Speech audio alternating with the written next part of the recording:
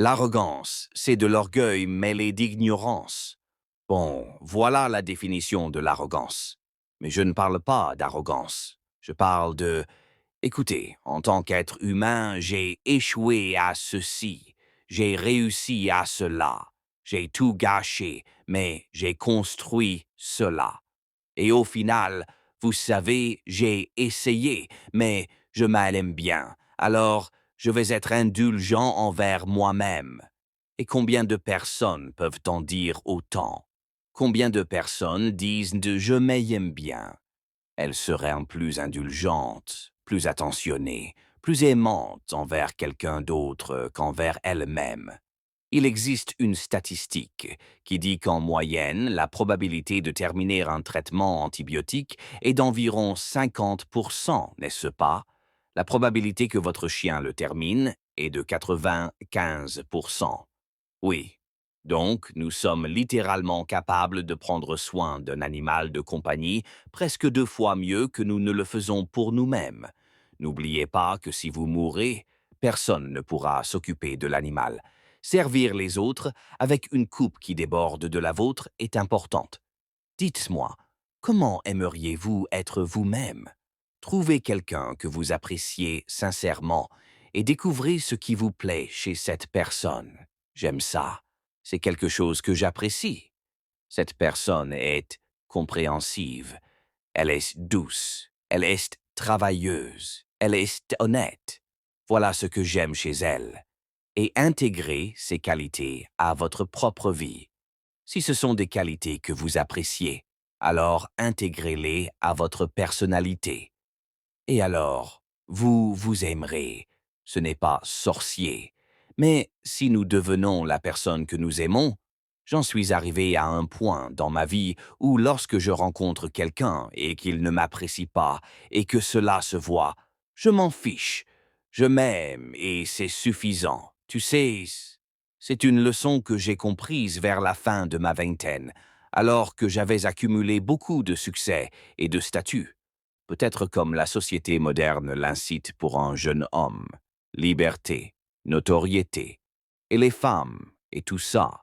C'était cool, et avec le recul, c'était sympa. Mais j'ai commencé à ne plus m'aimer autant. Je n'avais rien fait de mal, mais j'avais juste le sentiment d'être fait pour plus. J'étais faite pour autre chose, fait pour autre chose, tu vois? Et j'ai réalisé que je ne tenais pas mes promesses envers moi-même, tu vois? Que si je disais que j'allais me réveiller à une certaine heure, j'appuyais 3 fois sur le bouton snooze, tu vois? Si je disais que j'allais suivre mon régime, aller à la salle de sport ou faire telle ou telle chose, peut-être que ça arriverait, mais pas exactement comme je l'avais prévu. Il y aurait des négociations, des persuasions et des échecs. Vous savez, comment avoir confiance en sa capacité à réaliser tous ses rêves quand on n'arrive pas à s'empêcher de repousser son réveil ou de faire des écarts. On est construit par les petites décisions qu'on prend chaque jour. Eh bien, disons simplement que j'en suis arrivé à un point de ma vie où je ne m'aimais plus. Je n'étais pas agréable, j'étais à cran, très en colère. Alors, j'ai dû prendre des décisions. Je ne peux plus vivre comme ça. La colère, ça ne sert à rien. Ça ne résout rien. Tu sais, la colère, c'est juste que je me suis dit, ce n'est pas constructif. Ça me ronge de l'intérieur. Je prends des décisions stupides et il faut que ça cesse. Alors, j'ai dû prendre des décisions. Qu'est-ce qui me rend comme ça? Je dois m'en débarrasser. Et petit à petit, j'ai repris le contrôle des choses et j'ai retrouvé un peu de perspective. Imagine que tu es un ami et que chaque fois que tu l'invites à déjeuner, il arrive avec 1 heure de retard ou ne vienne pas du tout. Au bout d'un moment, tu cesses de lui faire confiance et tu arrêtes de l'inviter. Tu deviens ton propre ami.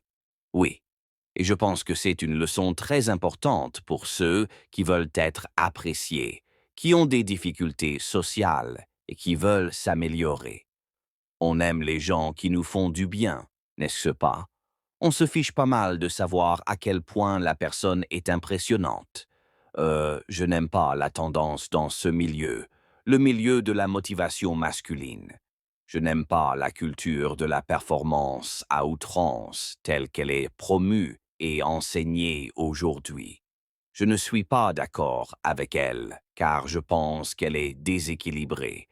Je pense que les jeunes hommes doivent savoir qu'il est normal de s'asseoir, de se détendre et de réfléchir, car je vous garantis que si vous êtes à la salle de musculation, à enchaîner les répétitions et à courir sur les machines, puis que vous allez dans votre bureau, que vous ouvrez votre ordinateur et que vous ne réfléchissez pas, vous apprenez, vous assimilez des informations, mais vous ne méditez pas, vous ne réfléchissez pas vraiment. Mais cela peut aller tellement loin que les jeunes hommes se sentent coupables de simplement s'asseoir, réfléchir et se détendre. Et je comprends qu'il y avait une tendance dans ce pays. Beaucoup de jeunes hommes n'ont pas été élevés par leur père. Ils n'ont pas été élevés pour travailler, tu sais. Alors ils restent assis sur le canapé à jouer à cette stupide Xbox, tu vois, au lieu d'apprendre à travailler. Du coup, le pendule est allé trop loin d'un côté. Alors maintenant, on a des gens qui, pour compenser, ont fait basculer le pendule trop loin de l'autre côté. Et un homme équilibré doit se situer quelque part au milieu. Il doit être capable de travailler pour faire ce qu'il faut pour s'améliorer. Et il doit aussi se détendre au coin du feu, dans le jardin, et garder l'équilibre. Si tu veux, toute la vie ne te donnera rien. On est prêt à tout sacrifier pour obtenir ce qu'on veut. Et une fois qu'on l'a obtenu, on veut récupérer ce qu'on a sacrifié, ce qui est au cœur de la condition humaine. On veut tout et on n'est pas prêt à faire de compromis. L'une des raisons pour lesquelles j'ai largement contribué à atténuer les regrets de la plupart des gens sur leur lit de mort, c'est qu'ils ont généralement tendance à préférer un autre chemin sans en considérer le prix. Ils disent: j'ai réussi, j'ai accompli plein de choses, mais aujourd'hui, je donnerai tout pour avoir ma famille. Et je leur réponds: oui, mais vous ne l'avez pas fait, car vous avez choisi la voie que vous suiviez et vous n'étiez pas prêt à faire ce choix. Ce que vous dites maintenant, c'est que vous voulez tout, bien sûr. Tout le monde le veut.